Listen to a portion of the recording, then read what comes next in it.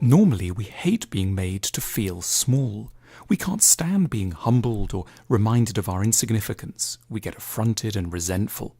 The 18th century Anglo-Irish philosopher Edmund Burke, however, thought that these experiences could be rather wonderful and quite important too. To explain what he meant, he developed the idea of the Sublime in a beautiful book called A Philosophical Inquiry into the Origin of Our Ideas of the Sublime and Beautiful, first published in England in 1757. In modern use, sublime just means very, very nice, a sublime glass of Chambertin, a sublime plate of scrambled eggs with truffles. But this wasn't at all what Burke was interested in, though there is a slight connection. For Burke, a sublime experience is indeed one that's really nice, but it's nice for a very strange reason. It makes us feel insignificant.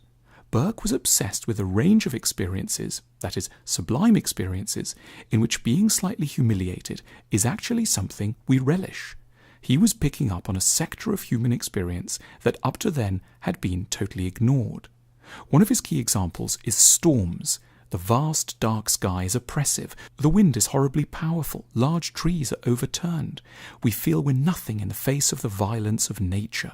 But this helps put things in perspective. In comparison with a storm, the familiar irritants of daily life seem less significant. Something similar happens when we contemplate a huge mountain, or view the enormous frozen wilderness of the Labrador coast from the window of an Airbus A380. Burke also liked vast, momentous stories. He loved Milton's Paradise Lost, which describes the cosmic struggle between God and Satan. Because stories like these also make the irksome details of ordinary life seem for a moment almost idiotically minor. Burke is latching on to a good way of being made to feel small. He's noticing that when we feel small in some ways, we become good and large in other dimensions. Bits of our egoism and pride seem less impressive. So we might be moved to be more tolerant, less wrapped up in our own concerns. Burke saw the sublime as a useful corrective. It restores perspective, and that's why we like it. It's a psychological maneuver that can benefit us in many ways and shows its utility whenever there's an excessive tendency to get caught up in the details of an immediate situation.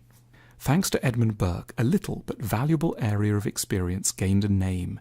It became possible to focus on it and see its role in life more clearly.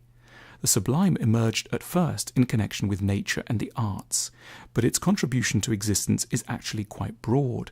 We don't just need the sublime on holiday or in an art gallery, which are unfortunately the places we're liable to encounter it.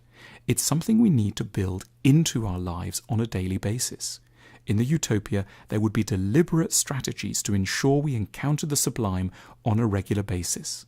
In the past, religions were quite careful to set up a meeting with the sublime every Sunday.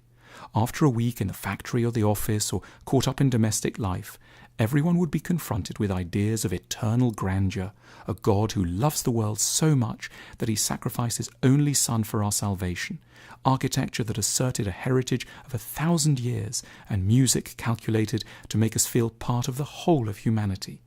But for almost everyone, that resource is no longer available. We're collectively in need of new occasions to meet the sublime in a reliable, frequent way, so that we can be made to feel small in the most helpful way on a regular basis.